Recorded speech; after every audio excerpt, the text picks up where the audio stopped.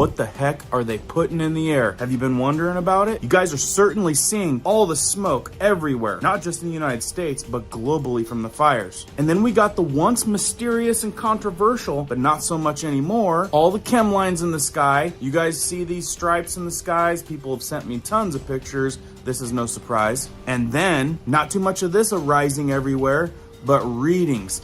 Toxic readings of the air quality. And I'm telling you guys, this is stuff that you should not be breathing in. So, is this indeed more than just wildfire smoke? Well, because it is something that right now is blanketing the entire United States. Until I give you more information in this video, you're gonna have to trust me because it's much worse than you think. So today we're gonna give you guys some information, make sure that you are aware of the problem, and give you some solutions to the issue so you and your family are better protected.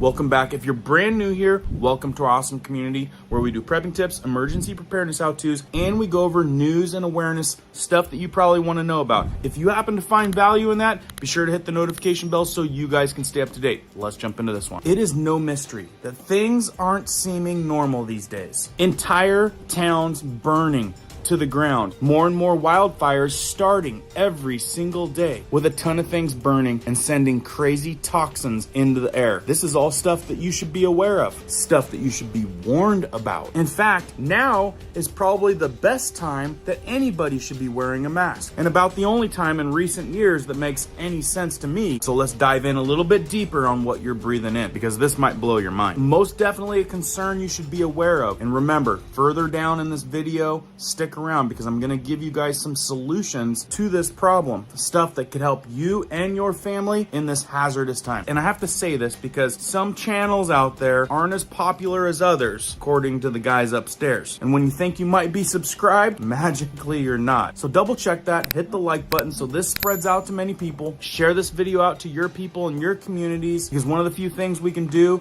is spread awareness, and that's a great way to help me spread awareness. I've read numerous times in the comments that you guys like the awareness coupled with solutions, because if you watch this video or that video, told you about a problem, about what's going on in the stores, offered you safe stuff for you and your homes, including beef that hasn't been tainted or made in a lab. But the difference today, with an option where we have a choice to choose, where we decide whether we're getting safe stuff or not, but that comes to with what's going into the air that we all breathe. Well, a lot of us don't have an option there. We're breathing all the same air. And if you're like me, probably rather keel over than walk around in a spacesuit. So if it's getting to that point, it's getting pretty bad. But again, I'm gonna give you like 3 options that are gonna help you with this situation. Facts. Scientists from Canada have been studying wildfire smoke for quite some time. They said cancer-causing formaldehyde and benzene are just 2 of the gases found in its fumes. Guys, we're breathing tons of this in. Right here at the Atmospheric Chemistry and Physics page from the EGU, it says formaldehyde, HCHO, is one of the most abundant non-methane volatile organic compounds, VOCs, which is found heavily in wildfire smoke emitted by fires. I mean, have you ever thought, does this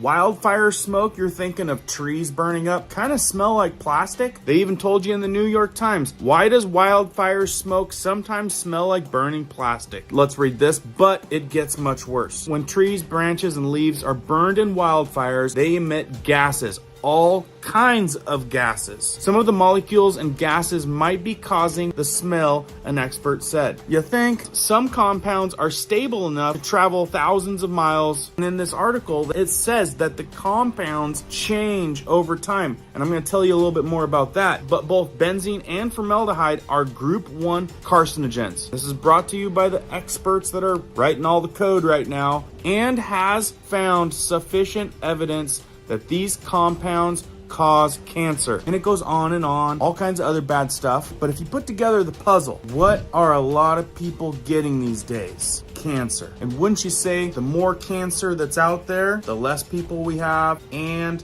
the more medical help they probably need? They're probably gonna need a lot of medications. I think you know where I'm going. But back to the part where I told you things get worse the longer it's in the sky. What if I told you that the toxins multiply and get worse the longer they're in the sky? And we're supposed to deal with this smoke and experience this for how many months? I always leave links to all these articles. You guys can read the entire thing, but let me take just this one small takeaway that is super important. We know that breathing in smoke when you're close to a fire is not good, but we've seen over the time it gets worse, up to 4 times more toxic a day down the road. Professor Nemes referred to some of their experiment results. These results showed smoke samples taken from the air more than 5 hours after it was released from a fire and were twice as toxic than when they first released. Get this, as they aged further in the laboratory, the toxicity increased to 4 times the original levels. Well, great. After many days, I'm sure we're breathing in some pretty bad stuff. And you're in parts of the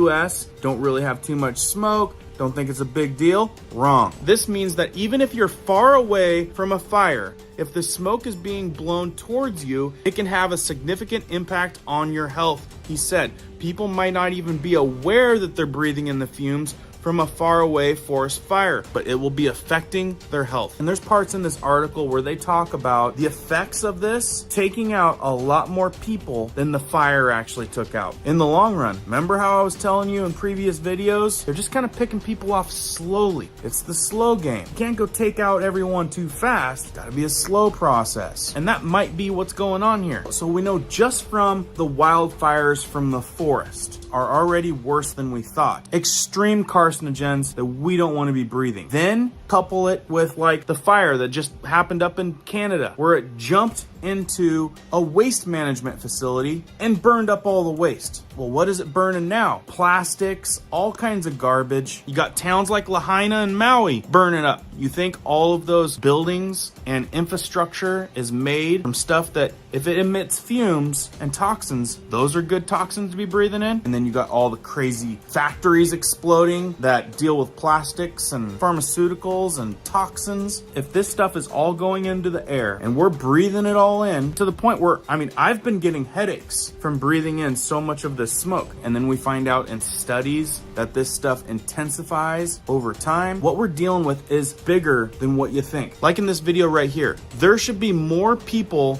taking air readings and just blowing up social media about it, because I don't think you guys realize how toxic the air is. We should be warned left and right, especially if this stuff gets worse, causes cancer. I'm telling you, you want to protect yourself from this crazy smoke. We don't know what's in it. Are you guys experiencing smoke? Let me know down in the comments where you're at and if you're experiencing smoke, smells a little bit funny. And if you happen to have expertise in air monitoring, toxins, little gadgets, let me know down there. I will pick one up and I'll start measuring these toxins in the air. Now, trust me, I've got a tablet full of notes and I could continue to deep dive hard on a lot of this stuff, but I'd rather scratch the surface, wake y'all up, hopefully wake some new people up, make you aware of the problem. That way you guys can go do some more of your own digging, because now we need to talk about how we can make this better for us and our families, because it's not good. For starters, if you research masks, as much as I hate wearing a mask, this is probably a good reason to wear one. The basic mask that you can buy that's the cheapest is gonna be an N95 mask. This is the inexpensive one that's rated for fumes, smoke, and stuff like that. But you need to remember, some of these toxins can go through your eyes, can go through your skin, and having a full face mask like this is definitely gonna be better if you can afford that. It covers the eyes, you've got different grades of filter packs you can put on. So one is masks. How about the air in your home? Do you think that this toxic smoke is getting into your home? Absolutely. Most basic thing you can do is cover the bottoms of your doors, like in this video right here. A lot of times people will pack it with some towels, or they'll make the towel a little bit damp, not enough to ruin your floor, but it actually makes a better seal to keep that outside air out. I'm telling you, a couple days ago, it was really thick at my house and it smelled so bad in my house. So I went and grabbed my membrane solution air purifier. These air purifiers are amazing. I'm not sure if you've seen smoke test rooms like this, but these type of filters clean out your air in an amazing amount of time. And I can tell you right now, we've been running this in our homes for the past few days. The inside of our home smells completely normal. This thing is doing its job. I've got the bigger one in my house. There's also a smaller unit like this. You can see it's about half the size, a little bit cheaper. Being half the size, you're gonna save money on. So if you guys don't have one of these, I highly recommend these. And what did I do? Of course, I've got the bigger one and the smaller one. And when I ordered these things, I ordered extra filters. The filters in these things are absolutely amazing and built for this type of situation, for these high toxic smokes. It's gonna take stuff like the benzenes out of the air. It's gonna take the formaldehyde toxins out of the air. If it's in your budget, I highly recommend these. So if you guys are concerned about breathing this stuff in for the next probably month, it might go all the way through September as well. It might go through October as well. Having one of these could literally be a lifesaver if it gets pretty nasty. And like I said, you don't even know how bad it is. Even if you can faintly smell it or not smell it at all, they're saying it's still in the air and it's still extremely bad. It's still 4 times as bad. Next thing you can do, I found these filters that you can put into your air system, your heating and cooling system in your homes. These things are made in America. I have a link for those down in the description as well. These things are made for smoke and toxins, and they go into your AC and heating units. Just make sure you guys order and pick out the right size for your unit, and you can check those ones out. They even have reusable ones, filters that you can clean and reuse, which sounds pretty cool to me because who likes buying new filters all the time? It sounds pretty ideal to just clean it and put it back in. Not sure if they have the high smoke toxin one in that model, so you'll want to double check that. Also, if you're going all out, consideration is your car. Putting in a filter that's also got maybe a carbon layer for the smoke in your car. If not, you can buy little units. I'll put a link for one of those down in your car. You can run it inside your car, because just this last Sunday when I went to town, it was pretty smoky and I could definitely smell it in the car. Maybe not as bad as outside the car, but I could still smell it. I only know the data that they publish about how bad it is in the air. As you guys could guess, it could be a lot worse than that. It could be a ton worse than what we really know about. Like I said, we don't know exactly what's being let go in the air. So like I always say, we don't like to promote fear here, but awareness, so that you guys can do what you can do to make your situation better. And then in this case, it's making sure you have a good mask. It's making sure that you've got these air purifiers in your homes, maybe good air filter replacements for your heating and cooling systems, stuff like that. We can only do what we can do. The rest is in God's hands. So again, if you guys got recommendations, throw them down in the comments. These aren't the only options out there. They're the options that I've chose to take, and I think that they're pretty good options given the situation that we're up against. Like I said, I got links for all this stuff down in the description. I might throw some in the comments. I always advocate shop local, USA made, family owned business if you can. But if you don't have an option for that, still a better option for you to have the safety for you and your family. Let me know if you guys made it to the end of the video. Like awareness along with some solutions. Stay safe out there. And as I know more, I'll keep you guys posted. Keep prepping, keep learning, keep doing. We'll see you on the next one.